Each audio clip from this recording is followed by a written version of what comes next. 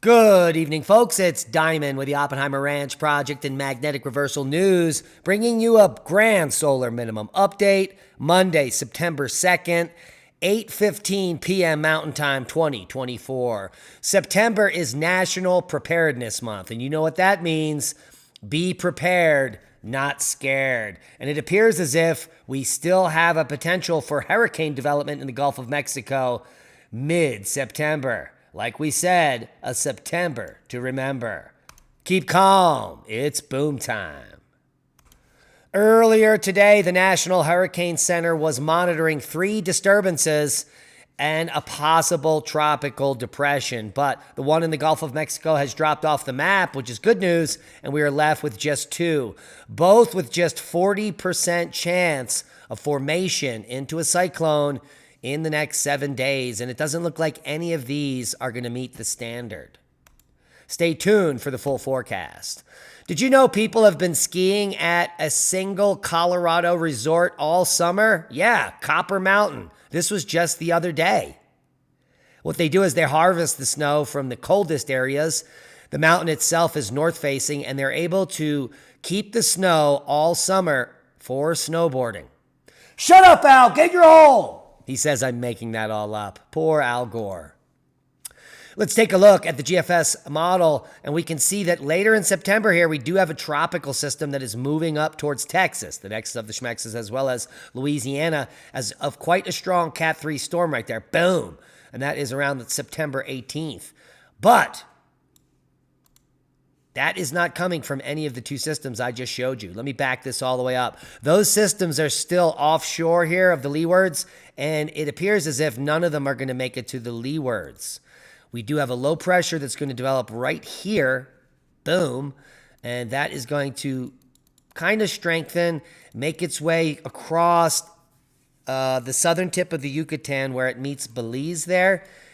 Go on land here, rework itself, pop back out into the Gulf here a few days later, strengthen and beeline straight up there.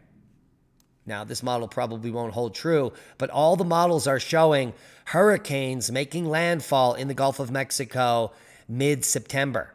And that means that probably will happen. How it develops in the next 2 weeks, anybody's guess. So buckle up, Buttercup. September is, well, we said it, National Preparedness Month. Be prepared, not scared.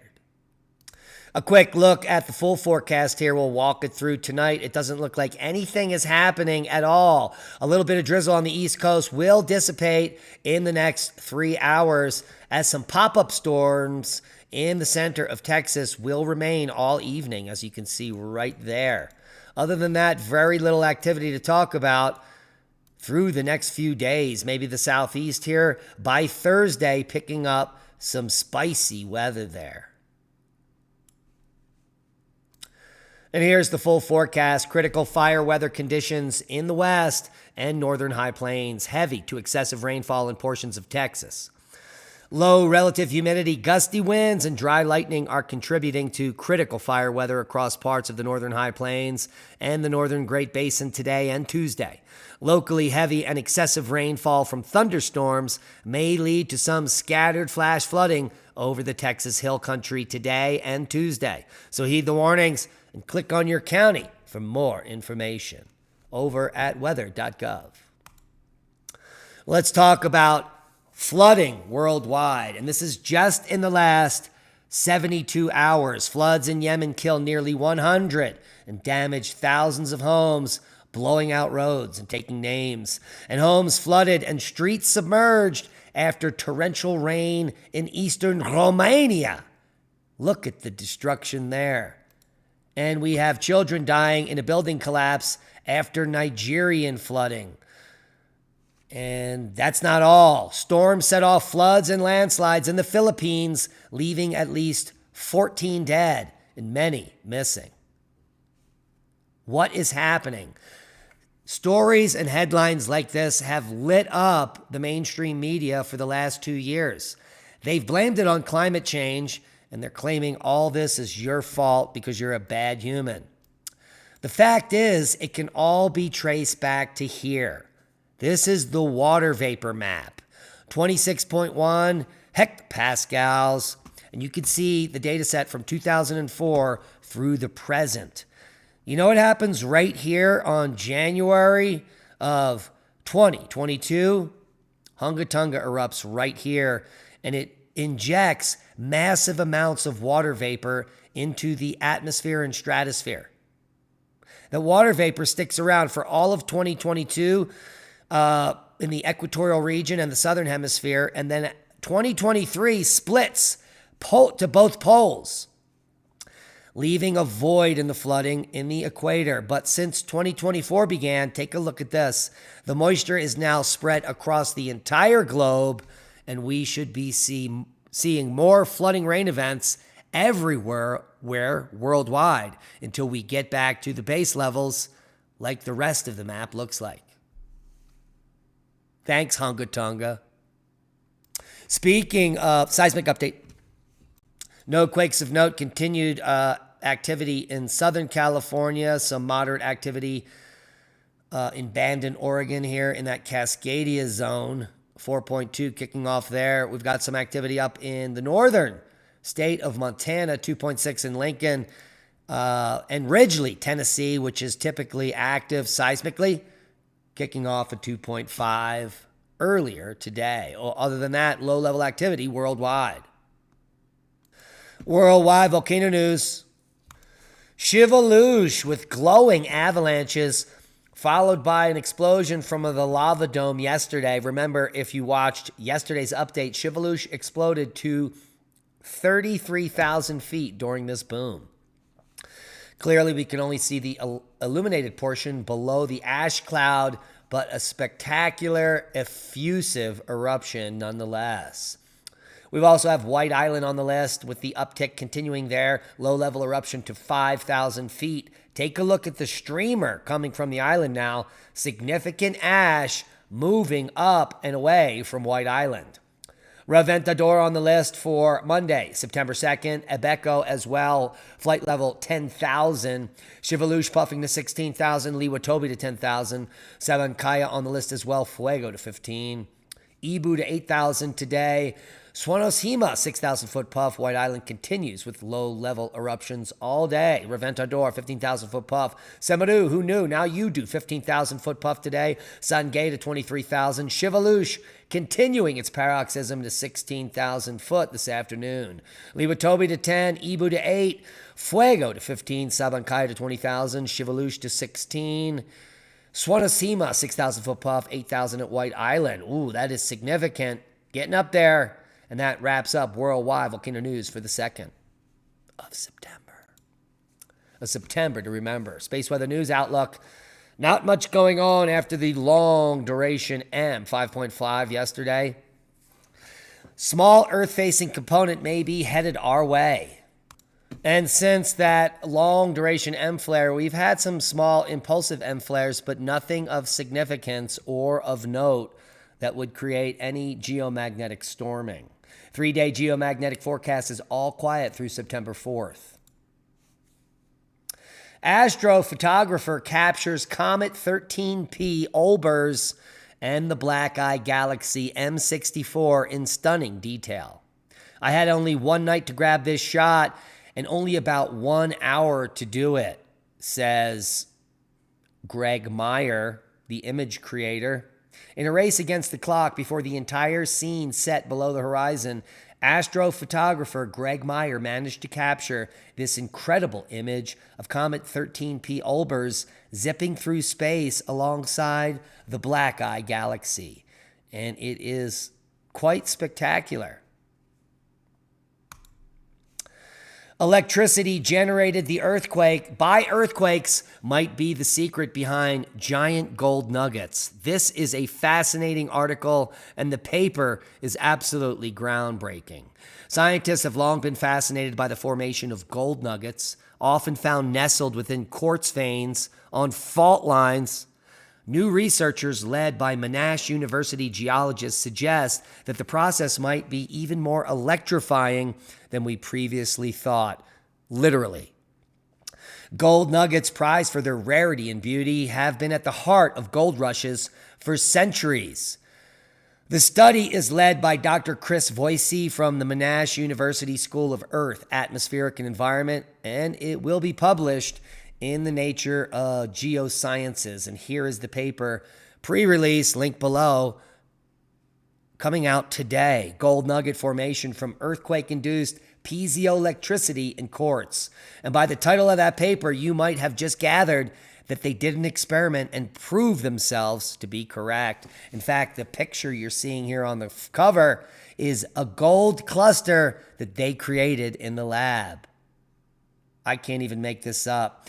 The standard explanation for decades on how gold is produced is that it precipitates from hot, water-rich fluids as they flow through cracks in the Earth's crust.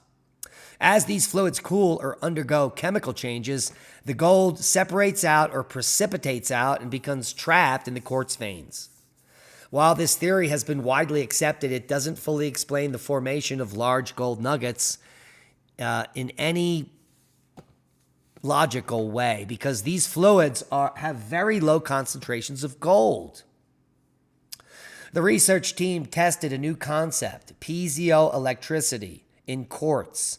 The mineral that typically hosts these gold deposits has a unique property called piezoelectricity. It generates an electric charge when subjected to stress.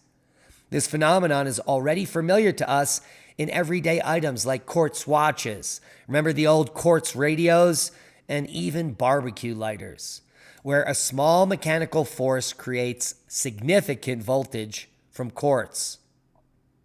What if the stress from earthquakes could do something similar within Earth? To test the hypothesis, the researchers conducted an experiment designed to replace the conditions quartz might experience during an earthquake.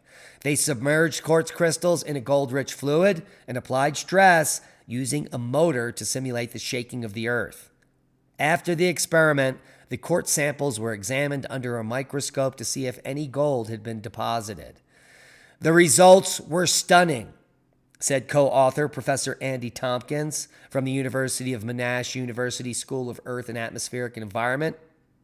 The stressed quartz not only electrochemically deposited gold on the surface, but it also formed and accumulated gold nanoparticles, he said.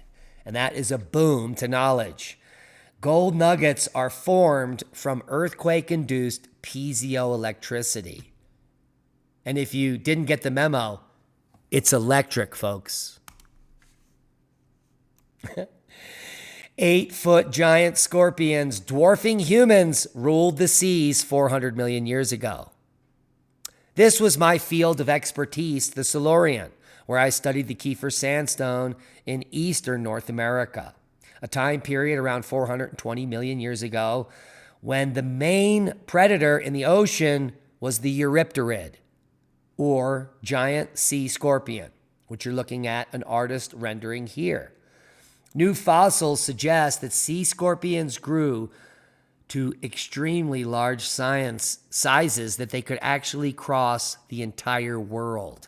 This is the first circumnavigating animal, predator anyway, in our oceans.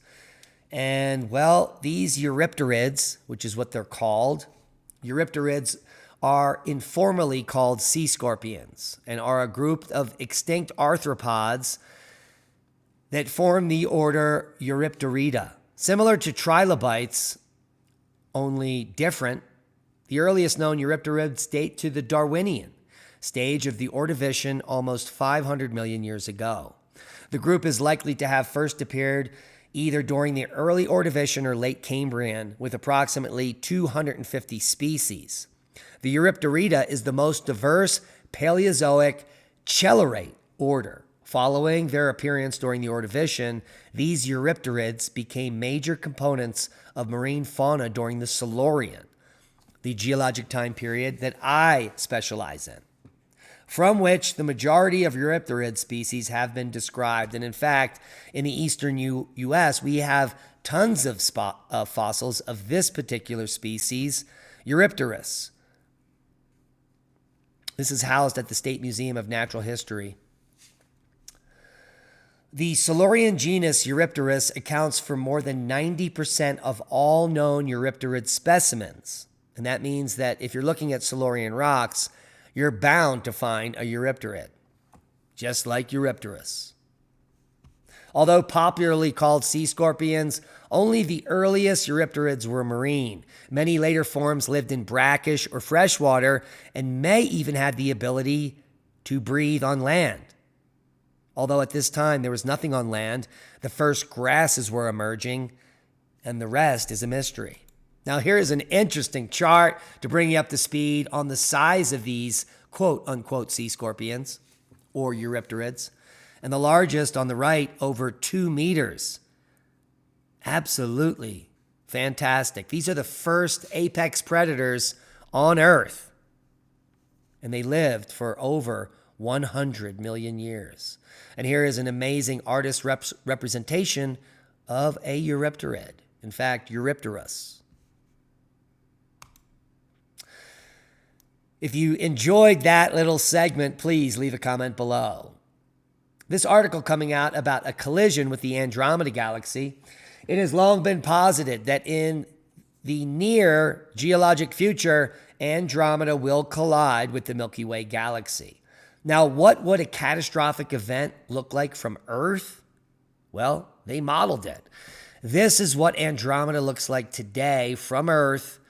If you can see it and you're in a dark sky region, it's visible to the naked eye just left of the Milky Way. In 1.93 billion years, this spectacle will be insane. And the entire galaxy will be in plain sight. 4.4 billion years from now, the galaxy is actually now touching our galaxy. And by 3.8 billion years from now, our galaxies are mixing. And who knows what it actually would look like. It would certainly look like a catastrophe, a cosmic catastrophe in the making. And remember, September is National Preparedness Month. That means be prepared, not scared. And the one way you can do that and help the channel and help your peace of mind is to get a Jace case, which contains 8 bottles of emergency medication to your liking. It could be your current meds, a year's supply of whatever you need to survive and thrive. It could be antibiotics that you may need in a grid down scenario, or maybe ivermectin, or you have asthma and you need a year's supply of albuterol.